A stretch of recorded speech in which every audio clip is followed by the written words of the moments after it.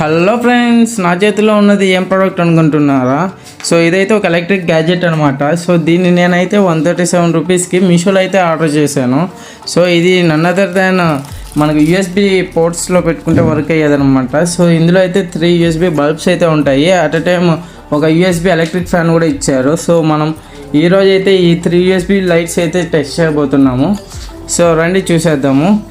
So ఇదైతే మా ఇంట్లో దేవుడు కదనమాట. సో మనం లైట్ అయిపోతే ఫుల్ డార్క్ ఉంటుంది, లైట్ వేస్తేనే విజిబుల్ అయితే అవుతుంది. సో ఇప్పుడు ఆ లైట్ని అయితే మనం చెక్ చేసేద్దాము.